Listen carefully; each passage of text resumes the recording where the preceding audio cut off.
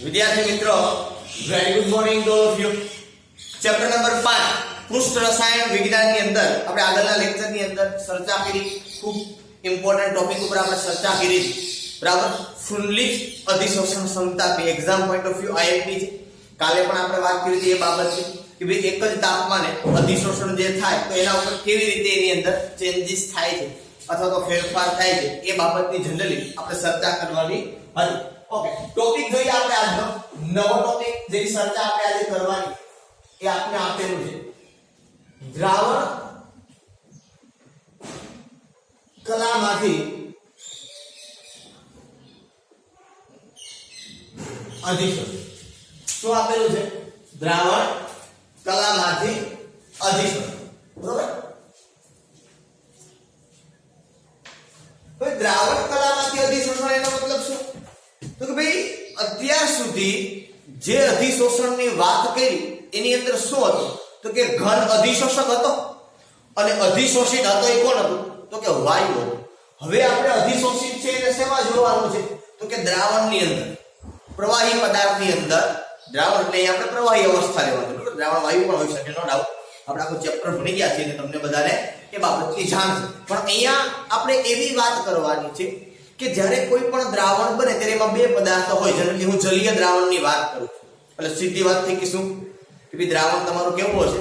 પ્રવાહી। કારણ કે આપણે ભણી ગયા હતા કે ભાઈ દ્રાવકની જે ભૌતિક અવસ્થા હોય એ જ ભૌતિક અવસ્થા એ દ્રાવ્ય પદાર્થની હોય, બરોબર। સોરી, દ્રાવકની જે ભૌતિક અવસ્થા હોય એ દ્રાવણની ભૌતિક અવસ્થા હોય। એટલે કે આપણે જલીય દ્રાવણ મેં કીધું એટલે દ્રાવક તમારો છે એ શું થઈ ગયું? પાણી। અને દ્રાવણ તમારું બનશે કેવું બનશે? પ્રવાહી। તો ભાઈ હવે એવી વાત કરવાની છે કે ભાઈ ઘન અધિશોષક ઉપર પ્રવાહી અધિશોષિત છે તો એમાં કઈ રીતે કાર્ય થાય? આમ જો તો ઘન જ થાય, પણ પ્રવાહી પદાર્થ જે દ્રાવણ બન્યું એમાં બે વસ્તુ હોય, એક દ્રાવક તરીકે પાણી અને દ્રાવ્ય તરીકે જેનું તમે દ્રાવણ બનાવેલું છે એની અંદર આપણે હવે અધિશોષણ જોવાનું છે, બરાબર। તો એનો મતલબ એવો છે તો આપણે એવું કહી શકીએ, શું કહી શકીએ કે ભાઈ ઘન પદાર્થ मतलब કે અધિશોષક ની વાત થાય, ઘન અધિશોષક, બરોબર। એ દ્રાવણમાંથી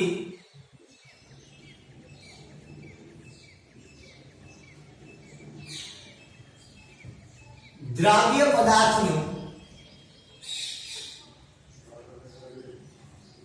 અધિશોષણ કરી શકે। ઘન પદાર્થ मतलब કે ઘન અધિશોષક છે એ દ્રાવણમાંથી કોનું? દ્રાવ્ય પદાર્થનું અધિશોષણ કરી શકે। હવે આ કઈ રીતે થાય? સર આનો કઈ બરાબર મગજમાં ઉતરતું નથી। ઓકે, એક એક્ઝામ્પલ આપો। સો ઘણા બધા એક્ઝામ્પલ આપણે જોઈએ કે ફોર એક્ઝામ્પલ એસિડિક એસિડના જલીય દ્રાવણમાં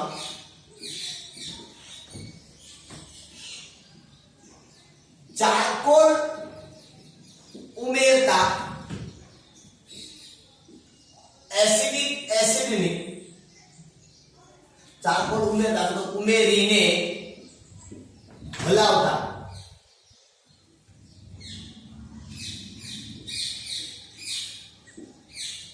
એસિડિક એસિડની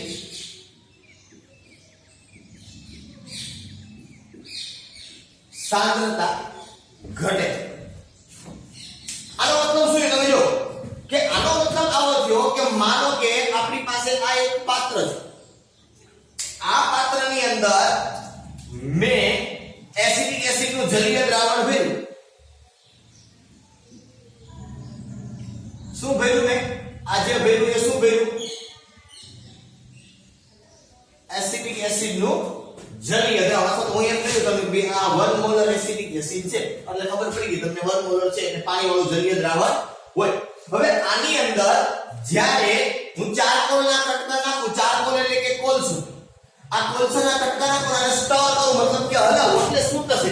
તો કે આની અંદર માનો કે એસિડિક એસિડ ને હું ગ્રીન કલરના કણથી દર્શાવું। આ કોણ હોય તો ખરી એસિડિક એસિડ ના તમને ખબર જ છે, પણ આપણે દેખાય એટલે આ બધે ગ્રીન કલરના કણ છે ને એ ક્યાં જમા થાય? તો કે ભાઈ આયા આ જે ચારકોલ છે એ ચારકોલની અહીંયા વ્યવસ્થિત કદાચ જોજો અહીં ચારકોલની ફરતે ગોઠવાય કારણ કે અધિશોષણ તો ક્યાં થવાનું છે સપાટી પર થવાનું છે હવે જ્યારે મેં ચારકોલ નાખ્યો ત્યારે એની ઉપર એસિડિક એસિડ ચોટેલા હતા નહીં હવે જેવો મેં આની અંદર ચારકોલ નાખ્યો અને હલાવ્યો એટલે એસિડિક એસિડ ના જલીય દ્રાવણ છે તો એસિડિક એસિડ નું જલીય દ્રાવણ તેમાંથી એસિડિક એસિડ ના કણો એ ક્યાં ચોટી ગયા તો કે ચારકોલની ફરતે હવે આની અંદર પૂછ્યું કે એસિડિક એસિડ નું પ્રમાણ કેટલું એનો મતલબ શું તો કે એસિડિક એસિડ ની સાંદ્રતા ઘટ સમજ પડી હવે આ શબ્દમાંથી કે ઘન પદાર્થ મતલબ કે ઘન અધિશોષણ એ દ્રાવણમાંથી દ્રાવ્ય પદાર્થનું અધિશોષણ કરી શકે છે સમજમાં આવી આખી વસ્તુ બરોબર કે જ્યારે તમે અધિશોષક પદાર્થને દ્રાવણની અંદર નાખો અને હલાવો બરોબર તો જેનું દ્રાવણ હોય એની સાંદ્રતા ઘટે કારણ કે જેનું દ્રાવણ છે એના કણો એ અધિશોષકની સપાટી પર જમા થાય બરોબર આપણે બધાય દ્રાવણમાં આવું ન થાય જેની અંદર અધિશોષણ થઈ શકતું હોય એની અંદર જ આ વસ્તુ શક્ય બને દરેક દ્રાવણની અંદર આ વસ્તુ શક્ય બનવાની નથી બરાબર સેકન્ડ એક્ઝામ્પલ છે એ સેકન્ડ એક્ઝામ્પલ ની હું વાત કરું બરોબર આ એક્ઝામ્પલ નંબર 1 થયું આ એક્ઝામ્પલ 2 ની વાત કરું તો શું તો કે ભાઈ લિટમસના દ્રાવણને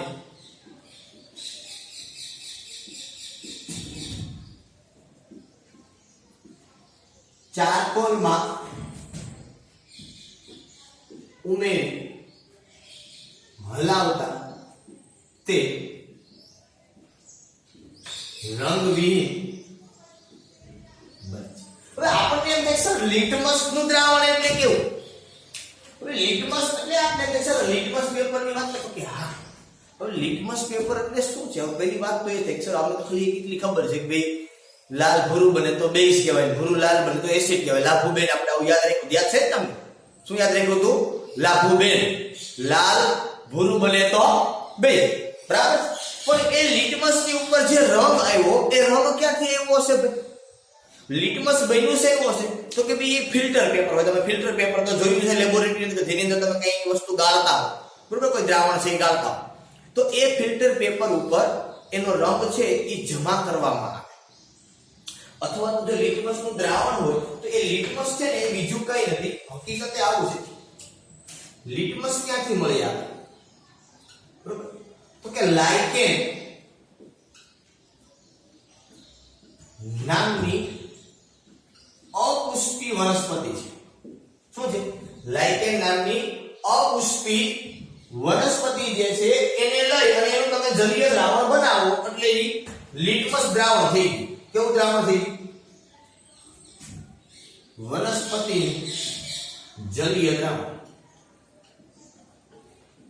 એટલે શું થઈ ગયું તમારું લિટમસ દ્રાવણ સમજમાં આવ્યું હવે કે તમે બ્લુ કે લાલ લિટમસ બનાવો છો બરાબર કે જનરલી લિટમસ દ્રાવણ તમે બનાવો તો બે પ્રકારનું બને કાં તો એ લાલ બને કાં તો એ કેવું બને ભૂરું બને ભૂરું મતલબ કે રાસાયણિક વિજ્ઞાન મેં તમને આગળ પણ સમજાવ્યું છે બ્લુ કલર છે રાસાયણિક વિજ્ઞાનની અંદર ભૂરા તરીકે ઓળખવામાં આવે બરોબર તો એ દ્રાવણ બનશે કાં તો લાલ દ્રાવણ માં લિટમસ નું બન્યું હોય તો એ લાલ દ્રાવણને જ્યારે તમે આમાં અંદર લાલ દ્રાવણ છે લિટમસ તો એસિડિક એસિડ ને બદલે લિટમસ સમજી ગયો તો એમાં તમે ચારકોલ નાખીને હલાવ્યો તો જે લાઇકેન નામની વનસ્પતિ છે મતલબ એના જે કણ હશે કારણ કે એમને તો શું કે લાઇકેન વનસ્પતિ પાણીમાં જગ્યા એમને ના બનાવે પેલા તાનો ભૂકો કરી વનસ્પતિનો પછી એને બારીક પાવડર કરી એ પ્રમાણે બનાવે કેમ કોઈ પણ પદાર્થ બીજો હોય આપણે રાસાયણિક પદાર્થ કેમ હોય કોઈ પણ પાવડર સ્વરૂપમાં એ રીતે લાઇકેન નામની વનસ્પતિ અપુષ્પી વનસ્પતિ મતલબ કે એની અંદર પુષ્પ ના આવે એટલે અપુષ્પી વનસ્પતિ કહેવાય બીજું કાંઈ નહીં બરોબર તો એનું જલીય દ્રાવણ બનાવ્યું બરાબર અને એમાં તમે ચારકોલ નાખો તો એ લાલ રંગનું લિટમસ દ્રાવણ હોય તો ચારકોલની સપાટી પર લાલ રંગના કણો જમા થશે એટલે ધીમે ધીમે શું થશે કે અંદર લાલ રંગના કણો બધા ક્યાં જમા થઈ ગયા ચારકોલ પર દ્રાવણ કેવું થઈ ગયું દ્રાવણ થઈ ગયો રંગબેર સમજમાં આવે છે આખી વસ્તુ બરાબર આ એક્ઝામ્પલ નંબર 2 આવી જ રીતે હજુ એક એક્ઝામ્પલ ઉપર જો આપણે ચર્ચા કરીએ એક્ઝામ્પલ નંબર 3 બે ત્રણ એક્ઝામ્પલ તમને બુકની અંદર આપેલા છે એવું કીધું છે મેગ્નેશિયમ હાઇડ્રોક્સાઇડ મેગ્નેશિયમ પ્રક્રિયક સાથે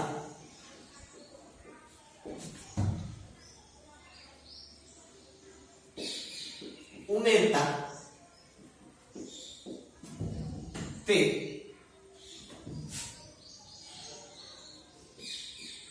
વાદળી રંગનું અવક્ષેપણ કરે છે બરોબર અહીંયા પણ અધિશોષણની ઘટના છે એ જોવા મળે છે કે મેગ્નેશિયમ હાઇડ્રોક્સાઇડ ને જ્યારે મેગ્નેશિયમ યાદ રાખજો શું છે મેગ્નેશિયમ ને મેગ્નેશિયમ પ્રક્રિયક સાથે ઉમેરવામાં આવે તો એ વાદળી રંગનું અવક્ષેપણ કરે. હવે આવું કેમ? તો કે આ જનરલી કેવું છે જો પહેલા તો આપણા મગજની અંદર આવે છે ને મેગ્નેશિયમ પ્રક્રિયક ઈ શું છે? મેગ્નેશિયમ પ્રક્રિયક છે ઈ શું છે? તો કે એ નવું કાઈ નથી. મેગ્નેશિયમ પ્રક્રિયક છે ને એ લાલ રંગનો પાવડર છે. હું તમને અહીંયા એનું સ્ટ્રક્ચર આપું છું. કદાચ બાય ચાન્સ ક્યાંય તમારે જરૂર પડે તો આ ભૂલથી શું આની જરૂરિયાત છે ને પણ જ્યારે તમે ભૂલથી આમ રેફરન્સ બુક ખોલી હોય ને ક્યારે બરોબર ત્યારે આની જરૂર પડે. ત્યાં સુધી આની જરૂર તમારે ક્યારે પડતી નથી. બરોબર આ લાલ રંગનો પાવડર છે અને મેગ્નેશિયમ પ્રક્રિયક બોલે. શું બોલાય? મેગ્નેશિયમ પ્રક્રિયક. આનું આયુપીએસસી નામ જો તમારે જોતું હોય બરોબર તો અહીંયા બે બેન્ઝીન રિંગ છે જનરલી બે શાખાઓ પડે. પેલું અહીંથી પડે 1 2 3 અને 4. જો આટલો કટકો તમે જો તો રિસોર્સિનોલ નો છે તો ભણી જાવ ના ભણ્યો તો નહીં જો બરોબર. આટલો કટકો જે છે નો છે રિસોર્સિનોલ નો છે. આવી રીતે ફિનોલના 3 ભાગ હોય આવી રીતે.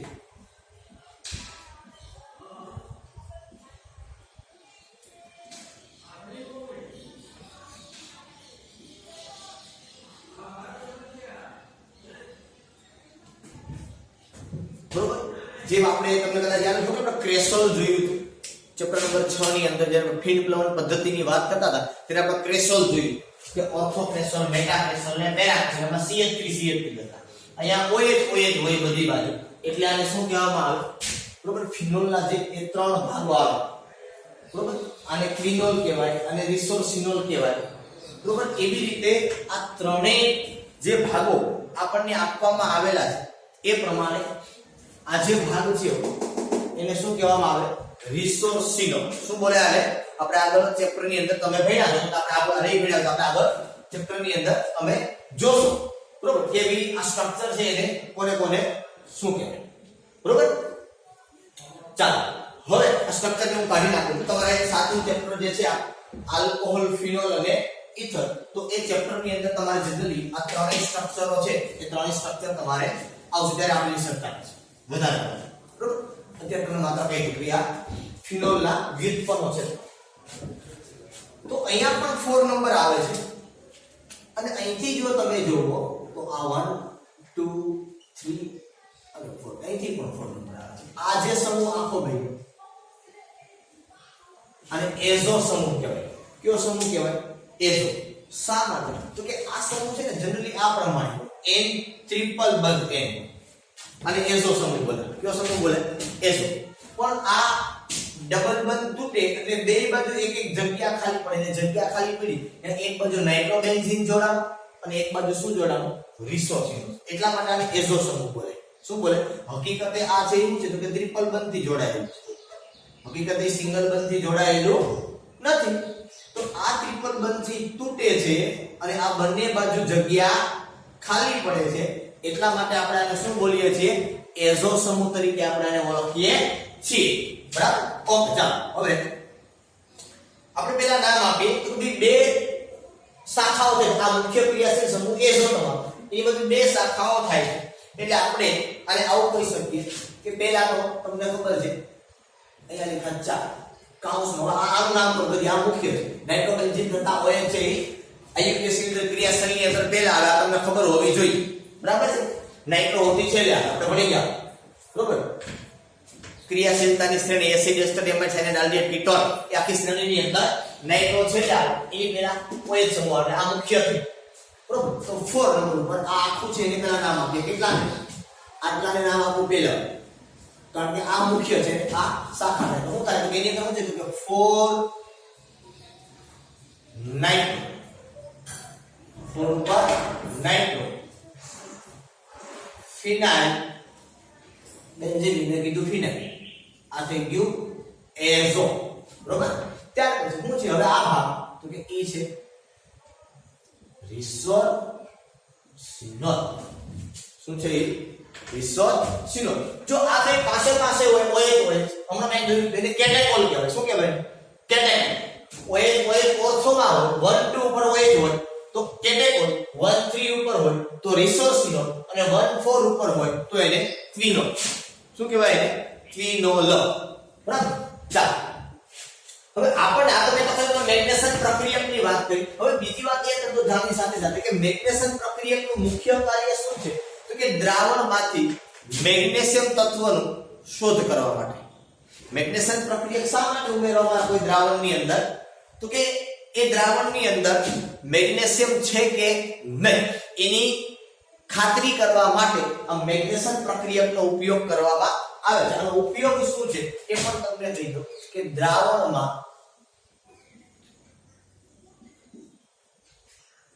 Mg ની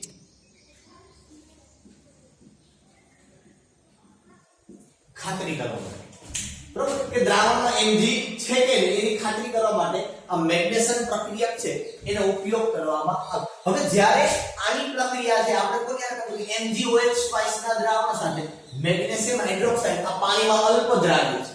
કેવો છે? આ પાણીમાં અલ્પ દ્રાવ્ય છે, ખૂબ જ ઓછો દ્રાવ્ય છે અને મેગ્નેશિયમ હાઇડ્રોક્સાઇડ દૂધ જેવો સફેદ હોય આ લાલ રંગનો પદાર્થ જ્યારે ઉમેરવામાં આવે આપણે અહીંયા વાદળી રંગના અવક્ષેપ છે એ મળે છે.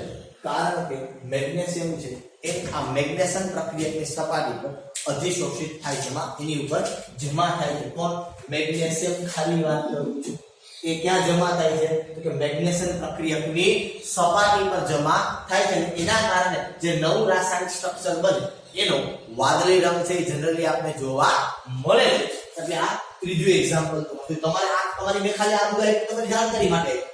બરોબર. મેગ્નેશન પ્રક્રિયક શું છે, કેવા કલરનો હોય, એનું નામ શું થાય, એનું કાર્ય શું છે.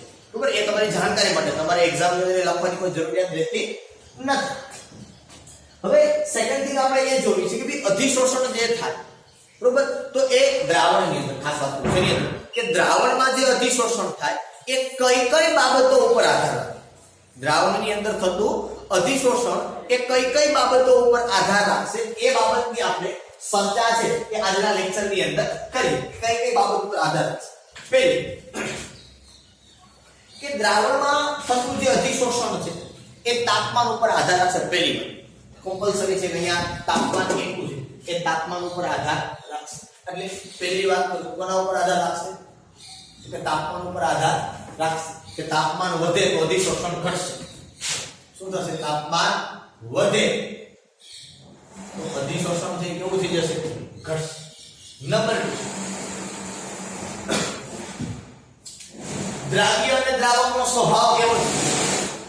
સોરી દ્રાવ્ય દ્રાવક તો ન કહેવાય, એવું કહી શકાય આપણે કે અધિશોષણ અને અધિશોષિતના સ્વભાવ કેના ઉપર આધાર રાખશે? કે અધિશોષણ કેટલું થશે આનો આધાર કોના ઉપર છે? તો કે અધિશોષણ અને અધિશોષકના સ્વભાવ કેવા છે. ત્યાર પછીનું કે અધિશોષકની સપાટીનું ક્ષેત્ર. મેં આ ચારકોલ ટુકડા સ્વરૂપે દર્શાવ્યું કારણ કે તમને દેખાય એટલા માટે. બાકી આ ચારકોલ પાવડર સ્વરૂપ તમે નાખો તો એરિયા વધારે કવર કરશે, સપાટીનું ક્ષેત્રફળ વધશે તો અધિશોષણ વધે. તો સપાટીનું ક્ષેત્રફળ ઉપર આધાર રાખે. જેમ સપાટીનું ક્ષેત્રફળ વધે એમ અધિશોષણ વધે. આપણે વધે ઘટે યાદ રાખો. આપણે અહીં યાદ ધ્યાન રાખવાનું છે કે ભાઈ તાપમાન ઉપર આધાર રાખે.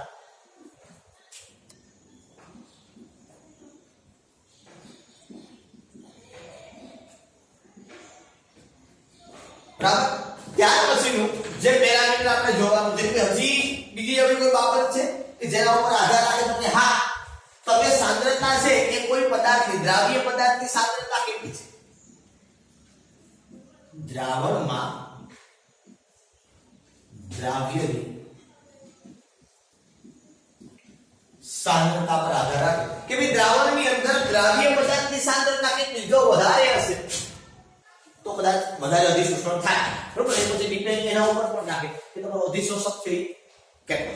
હવે જો દ્રાવણમાં અધિશોષણ કેટલું થાય છે આપણે જેમ આગળ ઘન પદાર્થ ઉપર વાયુના અણુઓનું અધિશોષણ થયું હતું તો એના માટે આપણે ફ્રુન્ડલીચ અધિશોષણ છે એ જોયું અને એના ઉપરથી આપણે વેલ્યુ બોલી દીધા આટલું અધિશોષણ થાય બરોબર પેરામીટરના આધારે કે તાપમાન અચળ રાખીને આપણે દબાણનું વિચરણ છે એ જોયું તો અહીંયા પણ તમારે જોવું હોય તો ફ્રુન્ડલીચ અધિશોષણ તમે લઈ શકો પણ ત્યાં જેમ આપણે દબાણ લેતા હતા એમ અહીંયા આપણે શું લેવું પડે તમારે સાંદ્રતા લેવી પડે પણ આ ચોક્કસ પદ્ધતિ નથી આશરા પદ્ધતિ છે બરોબર મતલબ તમને થોડી ઘણી માહિતી છે એ આપે બરાબર તો અહીંયા જે ફ્રુન્ડલીચનું જે સમીકરણ છે એ જ સમીકરણને આપણે લાગુ પાડવાનું છે કે ભાઈ x/m = k * c⁻⁴ જ્યાં c છે એ સંતુલન એ સાંદ્રતા છે આપણે કાલે મેં કીધું તમે જ્યાં c એ સંતુલન એ સાંદ્રતા છે મતલબ અધિશોષણ પૂરું થઈ જાય મેં તમને કાલે પણ કીધું કે દબાણ p છે એ સંતુલન દબાણ કારણ કે આખું બંધ પાત્રની અંદર હોય છે બાકી જે કાલે હતું એમ છે અધિશોષકનું દળ k અને n અચળાંક જે અધિશોષક અને દ્રાવ્યના અહીંયા દ્રાવ્યનું કેવું પડે એની સાંદ્રતા ઉપર આધાર રાખે x શું છે તો કે ભાઈ m દળના અધિશોષક ઉપર અધિશોષણ પામતા દ્રાવ્યની સાંદ્રતા કેટલી છે એ ખ્યાલ કરો બરોબર ઓની અંદર કહેતા એ જ આપણે વસ્તુ અહીંયા કહેવાય કે બીજો કોઈ ચેન જે દબાણ છે એના બદલે સાંદ્રતા શબ્દ વાપરવાનો છે અધિશોષિત વાયુ અહીંયા આપણે શબ્દ વાપરવાનો છે અધિશોષિત દ્રાવ્યના કણ બરોબર આ સમીકરણ છે હવે આ સમીકરણ તમે લોગના સ્વરૂપમાં આપણે ફેરવું હતું તો શું થતું હતું કે ભાઈ લોગના સ્વરૂપમાં આ સમીકરણ આવું આવતું હતું કે log ડાયરેક્ટલી લખી નાખું સૂત્ર તારવતો નથી આપણે આગળના લેક્ચરની અંદર ભણ્યા log x/m = log k + 1/n log c તો અહીંયા પણ તમારે એ જ વાત કરવાની છે આલેખ છે કે આની વચ્ચે તમારો આલેખ જે આવે છે એ આલેખ તમારે દોરી નાખો કોના વર્સિસ કોનો આલેખ તમારે દોરવાનો છે તો કે ભાઈ તમારે દોરવાનો છે log x/m versus log c બરાબર આલેખ અહીંયા તમને મળે અને જો તમને આ મળતો આલેખ છે એ સીધી રેખા મળે તો અહીંયા તમને આ મળે એવું મળે આંતરછેદ મળે અહીંથી મળે એ ઢાળ શું મળે તમને 1/n સો અહીંયા આપણે કેવી રીતે બિંદુ મેળવવાના આ આલેખની અંદર કેવી રીતે બિંદુ મેળવવું અહીંયા જુઓ કે તમે મારો 2-3 પાત્ર લઈ લો એકમાં 1 મોલર એસિટિક એસિડ રાખો એકમાં 2 મોલર એસિટિક એસિડ રાખો એકમાં 3 મોલર એસિટિક એસિડ રાખો અધિશોષક તમે કેટલો નાખો તો જથ્થો તમારે ગણી લેવાનો કે અધિશોષક છે તમે કેટલો નાખો બરાબર છે એ દો ફિક્સ રાખ માનો 1 ગ્રામ તમે ચારકોલ લ્યો છો પેલા 1 મોલર હતું તમારી પાસે હવે જોવાનું શું કે હવે કેટલું વધ્યું અહીંયા કેટલી વધી સાંદ્રતા તો એનો મતલબ સીધો છે અહીં કેટલી છે એ ખબર પડી જાય કારણ કે પહેલા તમે લીધી હતી 1 મોલર હવે તમને મળી 0.4 મોલર મળી તો 0.6 મોલર અહીંયા જમા થઈ તો તમને x ની કિંમત છે અહીંયા મળે પહેલા અને છેલ્લામાંથી અંતિમ અને પ્રારંભિક વચ્ચેનો તફાવત લઈ લો કે શરૂઆતની સાંદ્રતા અને અંતિમ સાંદ્રતા એટલે કેમ કહું છું શરૂઆત અને અંતિમની સાંદ્રતા કે તમે પહેલા 1 મોલર એસિટિક એસિડ લીધું ઓકે એ સાંદ્રતા છે હવે એમાં તમે 1 ગ્રામ અધિશોષક નાખ્યો છે કેટલો નાખ્યો છે તમે 1 ગ્રામ ચારકોલ છે એ તમે નાખ્યો છે એટલે આપણે m ની વેલ્યુ ચાલો કે મળી હવે x ની વેલ્યુ જોઈશું કેમ મળે તમને તો કે આ ચારકોલ તમે નાખ્યો અને સપાટી પર એસિટિક એસિડના કણો જમા થશે એસિટિક એસિડના કણો જમા થશે હવે સાંદ્રતા અહીંયા ઘટશે હવે મારો સાંદ્રતા કેટલી આવી સપોઝ ધારો કે અહીંયા સાંદ્રતા તમને 0.5 મોલર મળે છે એનો મતલબ કે અહીંયા કેટલી જમા થઈ 0.5 તો આ અંતિમ હતી સોરી આ શરૂઆતની હતી આ અંતિમ છે આ બે વચ્ચેનો તફાવત લેવાનો એટલે તમને શું મળે x ની વેલ્યુ મળે x શું છે તો કે અધિશોષક પર જમા થતા દ્રાવ્યની સાંદ્રતા બરાબર એ તમને મળી તો એ તમે x બરાબર લ્યો c જે સાંદ્રતા 1 મોલર હતી એનો log લ્યો એ બિંદુએ તમને શું મળે છે એ બે ત્રણ પોઈન્ટ તમે લ્યો અને આલેખ દોરો અને જોઈએ સીધી રેખા મળે તો ફ્રુન્ડલીચ અધિશોષણ ક્ષમતા p નું સમીકરણ છે એનું પાલન થાય છે નહીતર ફ્રુન્ડલીચ અધિશોષણ ક્ષમતા p પાલન નથી કદાચ ઘણી વાર આપણે આવું કરવું પણ આમાંથી ઘણી વખત તમને એમસીક્યુ પૂછવામાં તમને એવું પૂછવામાં કે નીચેનામાંથી દ્રાવણમાં થતા અધિશોષણ પર નીચેની કઈ બાબત આધાર રાખતી નથી ચાલો ઓપ્શન એકાદો ચેન્જ કરી બરાબર છે એટલે આપણે ઘણી વખત એવું આપણે હા હળવાશમાં લેતા હોય કે આમાંથી થોડું પૂછે આમાં આ ક્યાં પૂછાય એવું છે પણ ઘણી વખત આવી બાબતો છે કે આધાર રાખે છે કે આધાર નથી રાખતું તો આ બાબતોને થોડીક લાઇટલી લેવાની છે આપણે બરોબર મતલબ થોડુંક ધ્યાન છે એની પર કેન્દ્રિત કરવાનું છે કે એવું ના થાય કે આપણે આવડતું હોય પાકું કેવું હોય વાંચ્યું હોય પણ વ્યવસ્થિત ધ્યાન ના દીધું કે જેથી કરીને આપણે હાથે આઈએમપી ગોતતા હોય પછી આના પૂછારો કાઢ નાખવાનું એવી રીતે ના બરાબર. એટલે ખાસ આવી અમુક બાબતો કે જેની પર આધાર રાખે જે પરિબળો હોય તો એ પરિબળો ખાસ જો, કારણ કે એમાં તમને એમસીક્યુ છે એ પૂછવાની શક્યતાઓ હોય અને પૂછી શકે. તો પછી આપણે ઘણી વખત એમ થાય આખું વાંચ્યું હતું પણ મને એક્ઝેક્ટ યાદ નથી આવતું. એનું કારણ શું હોય? આપણે મગજને એવું કે આ કદાચ નહીં પૂછે, તમે જાઓ લેટ ગો કરો. ઓકે, તો અહીંયા આજના માટે આપણે અહીં સુધી રાખીએ છીએ. ફરી પાછા આપણે આગળના લેક્ચરની અંદર મળશું. ત્યાં સુધી બધાને Tata bye bye and C.